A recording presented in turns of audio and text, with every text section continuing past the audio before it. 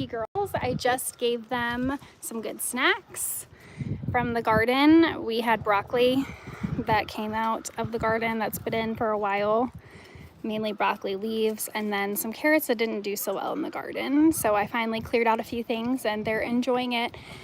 But I just wanted to pop on to talk about chickens because that's what I do back here. But if you're someone who is looking for getting backyard chickens, like in the 2026 year, maybe it's your New Year's resolution or something you'd be interested in. We've been doing chickens, I don't know, for 4 years now. Maybe it's 3 or 4 years. And I've learned a lot having backyard chickens. And one thing I would recommend is just doing it. If you're considering it or thinking about it or you're unsure about it, just do it. Just go ahead and do it. You don't have to have a big space. We have this space back here for our girls, and it's just from our little backyard here. So we have our garden set up over there. It's not a huge backyard. It's pretty modest, and we are able to give our chickens this little area. This fence that we built here is not so much to keep the chickens in, it's more to keep our little dogs out because they do like to hunt and chase the chickens for sure, although the Charleses have started to get along with them really well. But my advice would be start small. I would say if you are going to, oh, hi, James. If you are going to get backyard chickens, I recommend starting small. So we started with 4 bantam chickens, which was perfect for us as we started. Bantams are mini chickens, so that was a lot of fun for us to start with. And we started with this small coop over here. You'll see this is what we started with, just a tiny little coop. We still have it now for when our chickens are injured or that type of thing, or we have baby chicks, we put them in there. But you really don't need a lot to get started, so less is more. So if you get 3 or 4 little baby chicks, that's great. We've gotten ours from Tractor Supply, but mainly we've only gotten, I think, 3 or 4 from Tractor Supply, but mainly we did get our chickens from a local chicken farm. So you might have chicken farms in your area, which I think would be the way to go. Personally, I enjoyed getting them from the chicken farm more so. I'm gonna set myself kind of up here. If you have any chicken questions, you can definitely contact them, but this won't be long. But if you're someone that, yes, if you have a chicken farm in your area, you can Google it, or if you have a farmer's market, you can ask them. I liked getting them from a local farm just because I feel like they were better handled and I knew where they came from. So definitely you can go to Tractor Supply, go that route if that's what you need to do, but if you can find chickens at a local farm, I'd recommend it. The other thing about getting them at a local farm, which was nice for us, is she waited until they were like 5 months and we got them. We didn't get them when they were super babies at the beginning because we weren't really sure how to deal with baby chick. And baby chicks are really cute on social media, but baby chicks are a lot of work. Now we've done it where we've had them inside with the heat lamp, which is really fun, but also a lot of work. But we've also had our chickens hatch them out here, which is fun too, and the mom does the majority of the work. But if you want to get baby chicks in the spring, they're really cute, but just know they're going to be inside for a while, they're going to smell for a while, and you have to have your setup, check on them daily, that type of thing. So what was nice getting it from a local farm is they were like 5 months old. They could go right in the coop outside. They were laying eggs within like 2 months of having them, so that was nice. So that's one route you could go. And caring for the chickens, that's what people ask. They're like, are they a lot of work? I'm like, they're really not that much work. Yes, I love chickens too.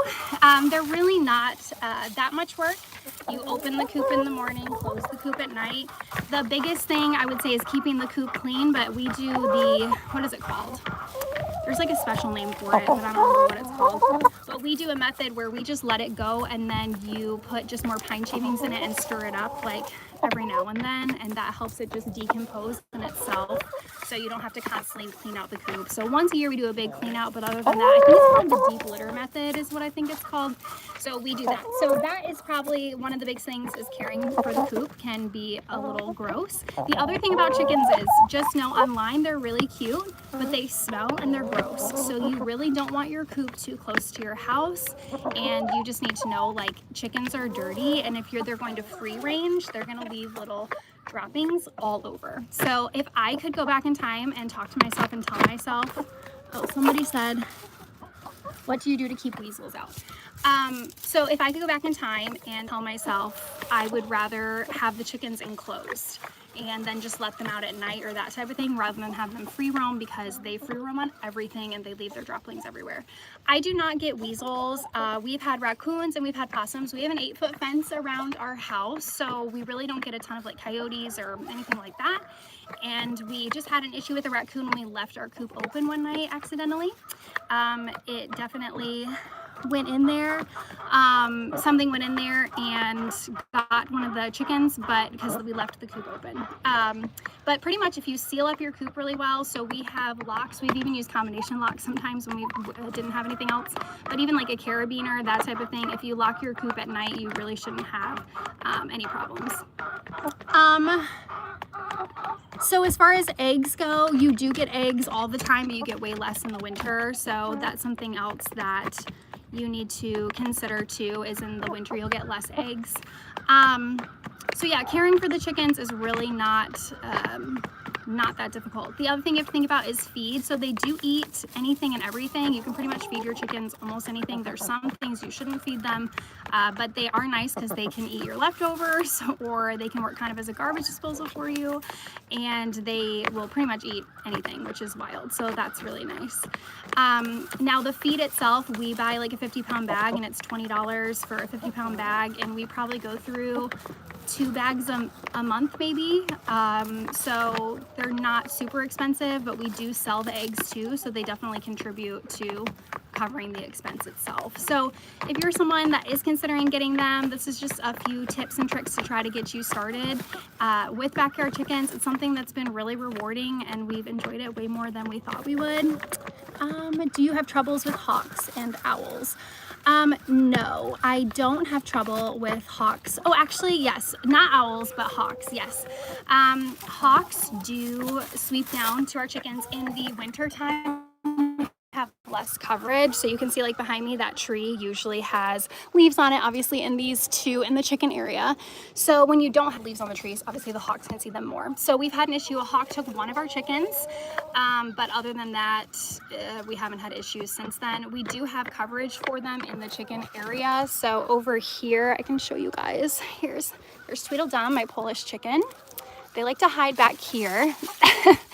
But over there, you can see that area usually has green, and it does grow. So they can hide in that area as well. Last thing is about the coop. So my husband built us this coop, and my husband built this coop. So if you are someone that's going to, you can buy coops offline. If you're going to build your own, I'm sure there's plans out there. He just did these how he wanted to. This was the original one. He wasn't happy with the design of it, so he built the second one. One thing that I wanted changed from this coop to the pink coop was making the nesting box up higher, because I wanted to give the chickens a reason to be in the nesting boxes, because we were getting dirty eggs. So if you look here, which this coop is really gross, and that's the other thing, a lot of people comment about how gross the coops are. See, that's the same level.